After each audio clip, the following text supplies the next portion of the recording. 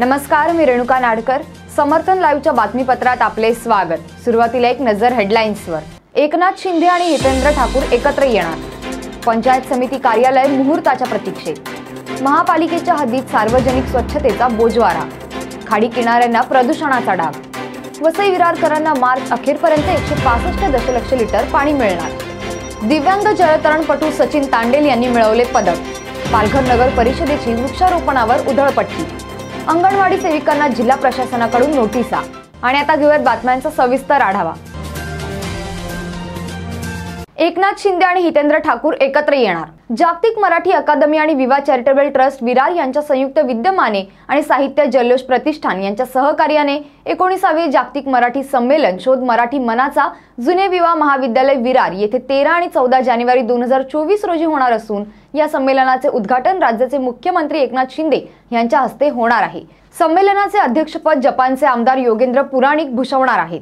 या कार्यक्रमात प्रमुख पाहुणे म्हणून राज्याचे उच्च व तंत्र शिक्षण मंत्री चंद्रकांत पाटील, आमदार क्षितिज ठाकूर, आमदार राजेश पाटील हे उपस्थित राहणार असून संमेलनाचे स्वागताध्यक्ष वसईचे आमदार हितेंद्र ठाकूर असणार आहेत. या निमित्ताने मुख्यमंत्री एकनाथ शिंदे व आमदार हितेंद्र ठाकूर एकत्र येणार आहेत. पंचायत समिती कार्यालय मुहूर्ताच्या प्रतीक्षेत.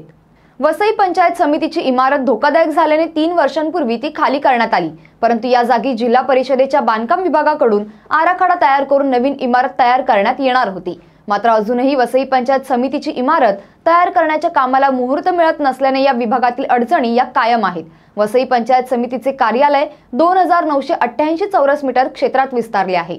यात आरोग्य, शिक्षण, पशुसंवर्धन, ग्रामीण रोजगार, स्वच्छता, पाणी पुरवठा, खादी, ग्रामोद्योग, लघुपाट, बंधारे असे विविध विभागांची कार्यालय या ठिकाणी होती. परंतु आता हे कार्यालय जुन्या इमारतीच्या पाठीमागे असल्याने या नवीन इमारतीच्या कामाला मुहूर्त कधी मिळणार असे आता नागरिकांमधून बोलले जात आहे. महापालिकेच्या हद्दीत सार्वजनिक स्वच्छतेचा बोजवारा. वसई विरार शहर महापालिकेच्या हद्दीत उघड्यावर टाकला जाणारा कचरा व्यवस्थित उचलला जात नसल्याने तो एकाच ठिकाणी साचून दुर्गंधी पसरत आहे. कचऱ्याच्या ढिगाऱ्यांमुळे नागरिकांच्या आरोग्याचा प्रश्न मात्र ऐरणीवर आला आहे. शहरातील मुख्य रस्त्यांवरील कचऱ्याच्या ढिगाऱ्यांमुळे नागरिकांना या परिसरातून पायी चालत जाताना नाक दाबून प्रवास करावा लागत आहे. नागरिकांना हा त्रास होत असताना पालिका प्रशासन मात्र सुस्त असल्याने नागरिकांनी तीव्र नाराजी व्यक्त केली आहे. खाडी किनाऱ्यांना प्रदूषणाचा डाग. वसई समुद्र किनाऱ्यावर भरतीच्या पाण्याबरोबर वाहून येणारे बेसुमार प्लास्टिक डोकेदुखी ठरत आहे. येथील पाचू बंदर, किल्ला बंदर, राजोडी, अर्नाळा भागातील मच्छीमार यामुळे हैराण झाले आहेत.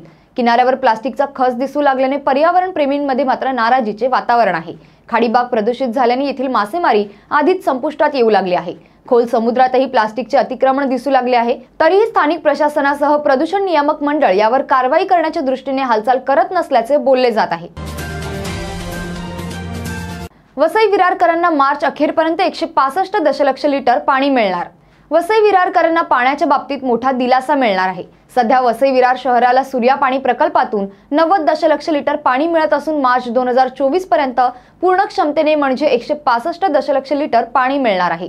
याशिवाय खोलसापाडा धरणाच्या योजनेचे काम 80% पूर्ण झाले असून वर्ष अखेरीस त्यातून 15 दशलक्ष लिटर पाणी वसई विरारकरांना मिळणार आहे.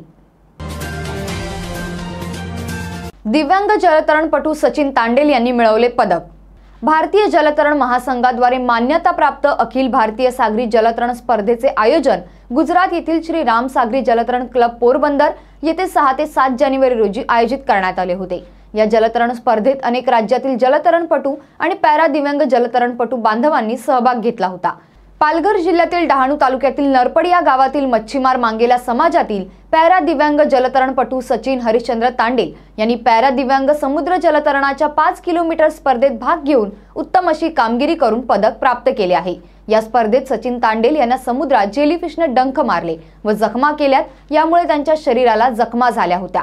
तरी सुद्धा सचिन तांडेल या दिव्यांग खेळाडूने हार न मानत आपल्या जिद्दीच्या बळावर दिव्यांगत्वावर मात करून पदक मिळवून यशस्वी अशी कामगिरी केल्याने त्याचे सर्व स्तरातून कौतुक करण्यात येत आहे.